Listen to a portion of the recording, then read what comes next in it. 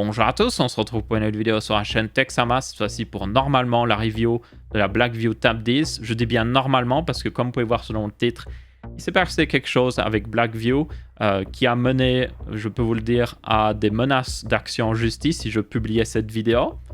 Toutefois, depuis, ils sont revenus en arrière sur leurs menaces, je tiens à le préciser. Mais du coup, il y a eu des menaces par rapport à ce que je pense de cette tablette, tout simplement. Je trouvais cette tablette très intéressante au point de vue des specs, au premier abord. Blackview m'a contacté pour voir si je voulais faire un test. Moi, j'étais en mode, ok, ça m'intéresse. Des tablettes pas chères chinoises qui permettent de faire des Stream Deck du pauvre ou autre chose, ou faire pas mal de choses avec. Moi, ça m'intéresse beaucoup. Je suis un gros utilisateur de tablettes.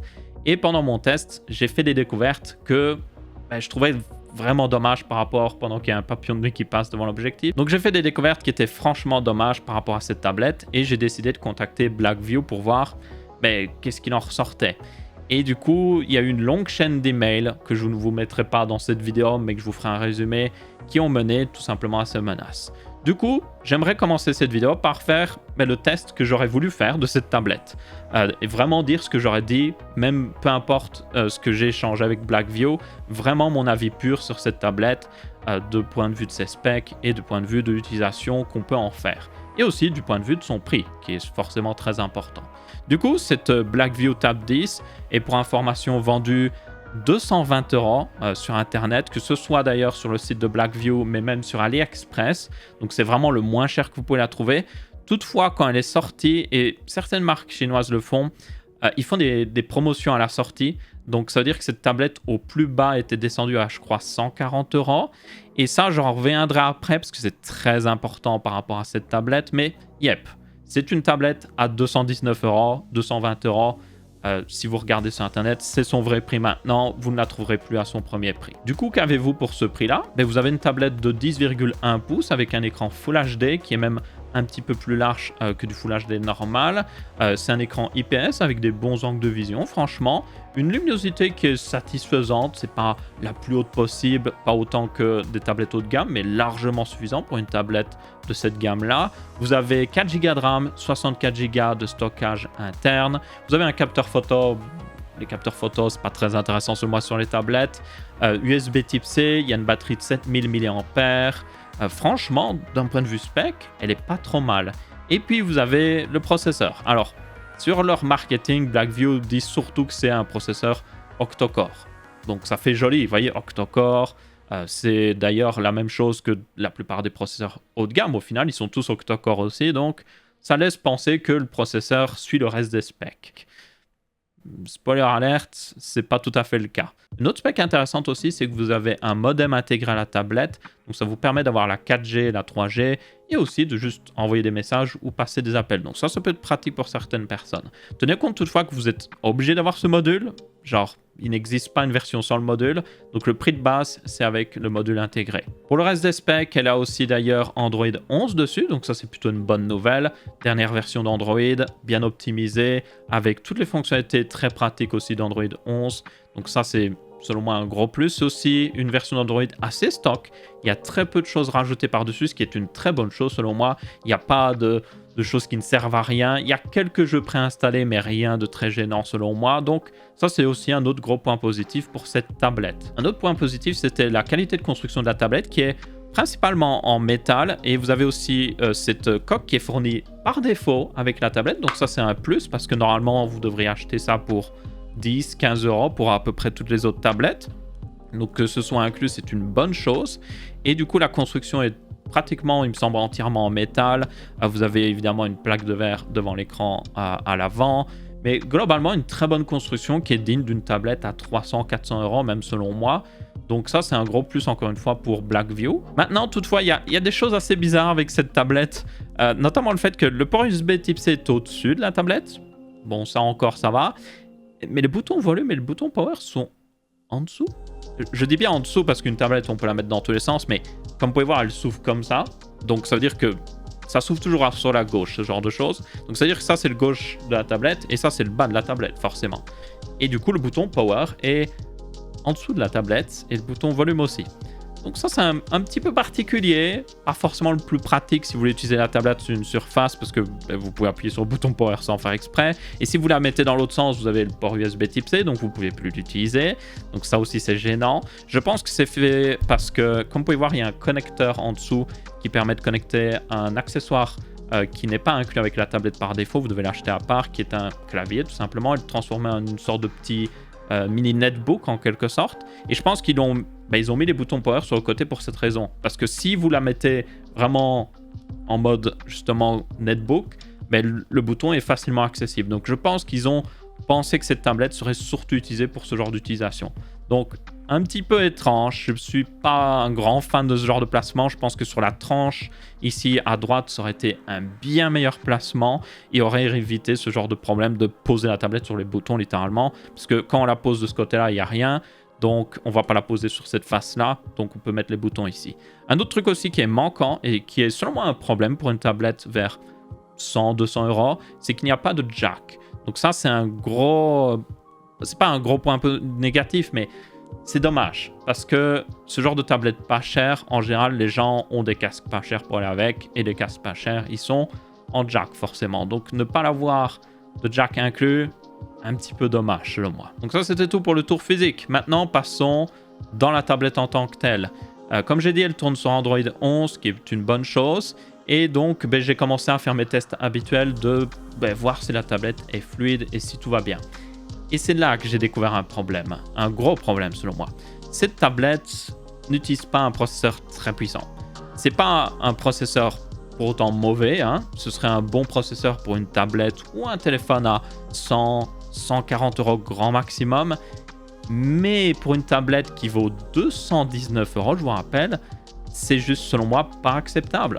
Pour information, et je peux vous le montrer, donc ça c'est la page AliExpress de la tablette. On a aussi la page officielle de chez Blackview, comme vous pouvez voir avec toutes les specs. Et vous pouvez voir qu'il indique que le processeur, pour information, est un MTK 8768 de chez du coup Mediatek. C'est un processeur d'entrée de gamme pour tablette et téléphone, pour ceux qui se demandent. Et du coup, si on regarde un petit peu son niveau de performance par rapport à d'autres processeurs connus, eh bien, il est dans le bas du panier.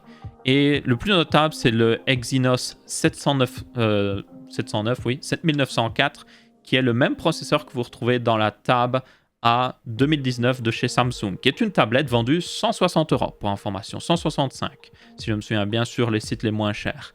Et comme vous pouvez voir, le processeur de chez Samsung fait mieux. Il ne fait pas non plus incroyablement mieux, mais il est clairement plus puissant. Donc là, il y a déjà un problème.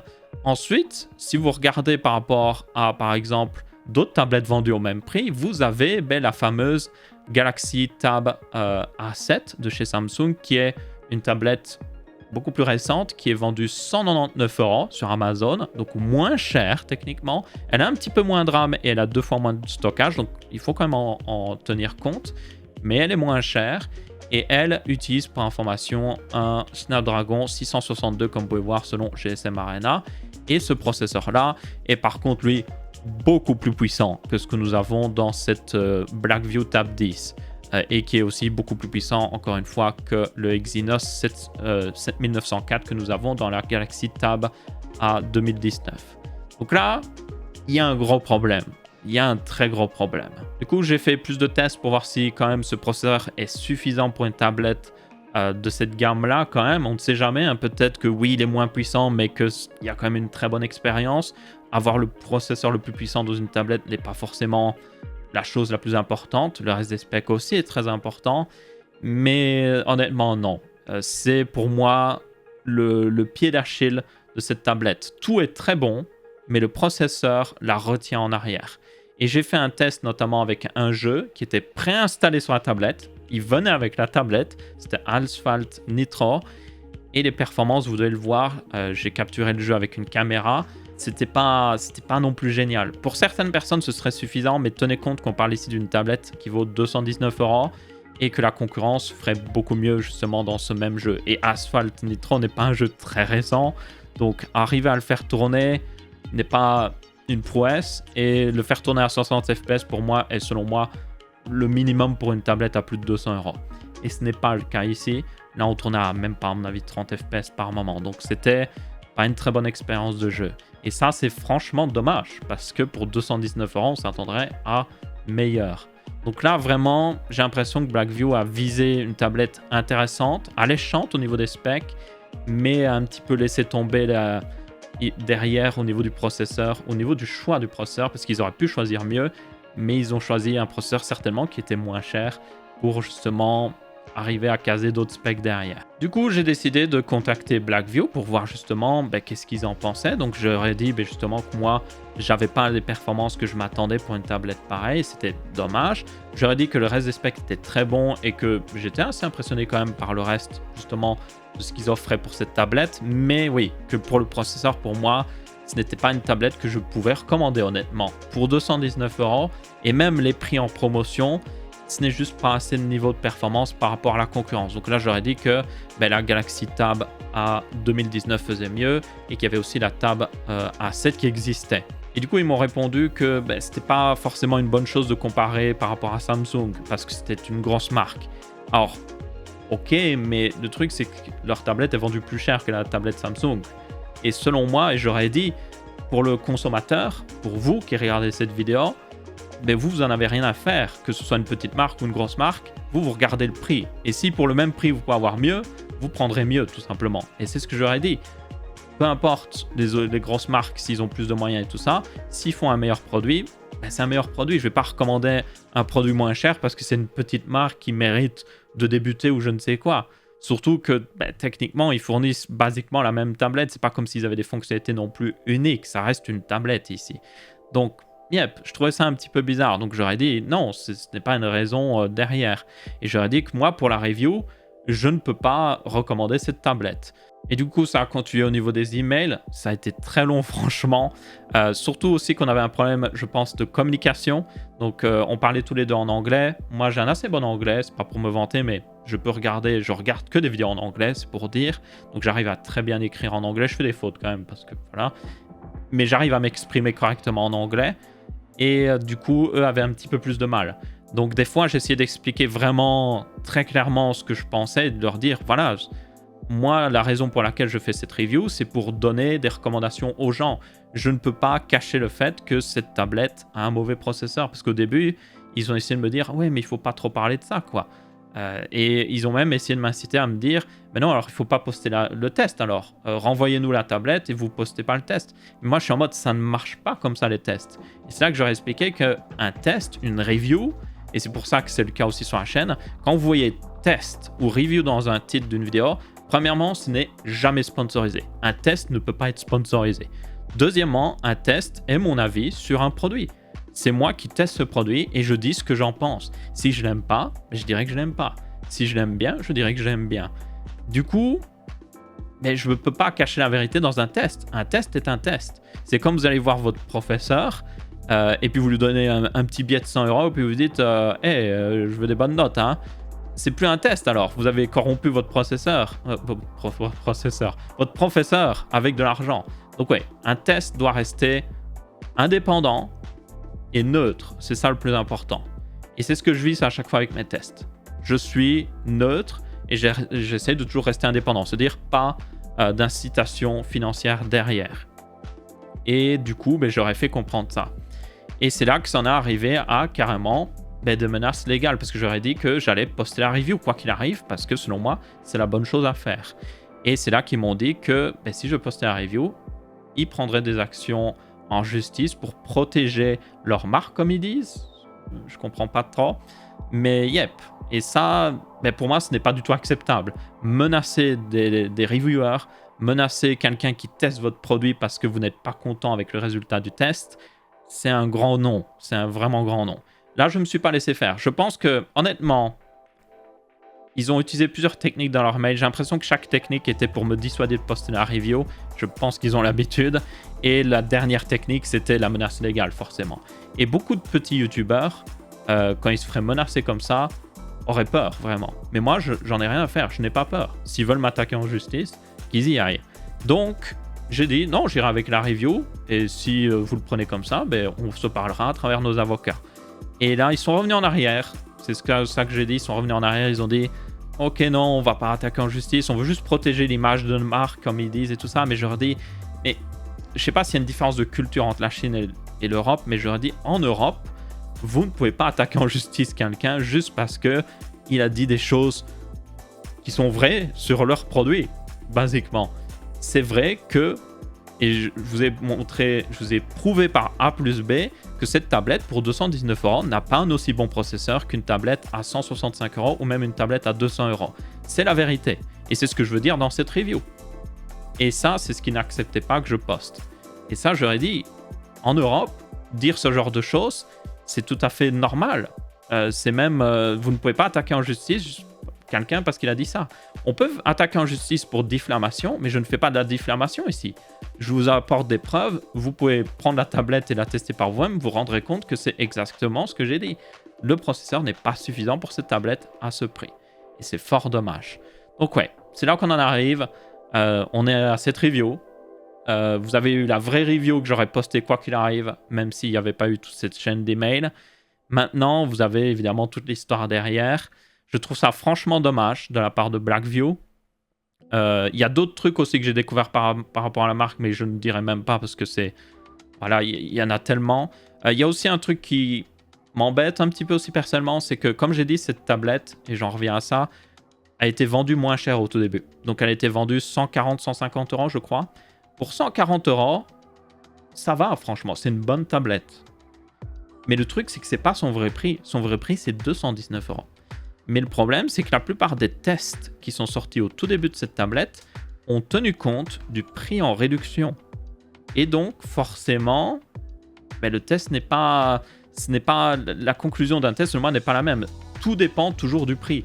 Vous pouvez avoir, je sais pas moi, une carte graphique vendue 300 € qui est très bonne. Vous la mettez à 400 €. Les performances sont les mêmes, oui. Mais comme elle est à une gamme de prix beaucoup plus haute, ce n'est plus une bonne carte graphique à acheter pour les gens. C'est pas qu'elle est mauvaise en tant que telle, c'est son prix qui est mauvais. Et là, c'est le cas avec cette tablette. Le plus mauvais, c'est son prix en fait. S'ils avaient mis un autre processeur, ils auraient pu compenser ce problème-là. Surtout qu'ils ont quand même, je tiens à le préciser, une carte SIM intégrée à la tablette. Et ça, c'est un... Quand vous prenez ça chez Samsung et tout ça, vous devez payer plus cher pour des tablettes justement avec la carte SIM intégrée. Mais bon, pour la plupart des gens, ils n'ont pas besoin de carte SIM intégrée. Et l'avoir inclus n'est pas forcément un énorme gros point positif pour la plupart justement des gens. Ils auraient préféré un meilleur processeur, franchement. Donc, yep, ils auraient pu faire une meilleure tablette aussi pour le même prix. Et donc voilà, c'est à peu près tout pour cette situation par rapport à cette Blackview Tab 10. Est-ce que je la recommande? Non. Si elle coûtait 140, allez 150 €, je dirais encore oui, c'est une tablette qui peut être intéressante. Maintenant, pour 219 €, prenez juste une Galaxy Tab A 2019 ou alors une Tab A7 qui est encore meilleure. Et si vous prenez le modèle avec plus de stockage pour être équivalent à cette Blackview Tab 10, ça vous coûtera genre 230 €. Ça vaut vraiment la peine. 10 € de plus et vous avez un meilleur processeur, ça vaut vraiment la peine. Donc ouais, c'est dommage. Et c'est dommage qu'on en soit arrivé là. Franchement, j'aurais préféré qu'il n'y ait pas tous ces échanges. Honnêtement, j'aurais juste préféré poster ce test et juste dire « Hey, voilà, elle est intéressante, mais elle est trop chère, point. » Mais on en arrivait à toutes ces menaces-là. Mais vous devez bien comprendre que je ne peux pas me laisser faire. Parce que quand vous avez des marques comme ça qui essayent de contrôler littéralement ce que disent les testeurs, et c'est une très mauvaise chose. Parce qu'après vous, quand vous regardez des vidéos, vous ne savez pas si peut-être il y a eu du contrôle derrière. Je tiens à préciser que je n'accuse aucune personne qui a fait des tests sur cette tablette. J'en ai pas regardé, mais il y a certainement des tests, même en français, de cette tablette. Je ne les ai pas regardés. Je ne sais pas ce qui s'est passé avec eux, avec la marque ou autre chose. Tenez compte qu'eux aussi doivent tenir compte du prix en promotion. Donc, c'est pour ça que peut-être que leur conclusion est différente. Mais yep, je n'accuse personne ici d'être sponsorisé par Blackview ou autre chose. Je tiens à le préciser. Donc voilà. Qu'en pensez-vous? Avez-vous un avis par rapport à Blackview? Je sais qu'ils ont des téléphones qui sont plutôt intéressants. Cette tablette n'est pas intéressante, mais peut-être qu'ils ont des téléphones très intéressants derrière. Donc ça, je tiens à le préciser, c'est ce produit-là n'est pas intéressant, mais ça ne veut pas dire que tous les produits Blackview sont pas intéressants. Leur communication a clairement un problème, mais ça ne veut pas dire que leurs produits sont mauvais. Mais yep, j'aimerais que dans le futur, ils évitent de menacer des youtubeurs. Ce serait une bonne chose selon moi. Dans tous les cas, j'espère que vous avez bien apprécié cette vidéo. Si c'est le cas, vous pouvez laisser un petit pouce bleu. Si ce n'est pas le cas, vous pouvez laisser un pouce rouge. On se retrouvera pour une prochaine et je vous dis ciao ciao. Ah, et si Blackview regarde cette vidéo, merci de ne pas m'attaquer en justice pour diffamation. Parce que littéralement, j'ai des preuves pour tout ce que j'avance dans cette vidéo. Donc ce serait génial. Merci.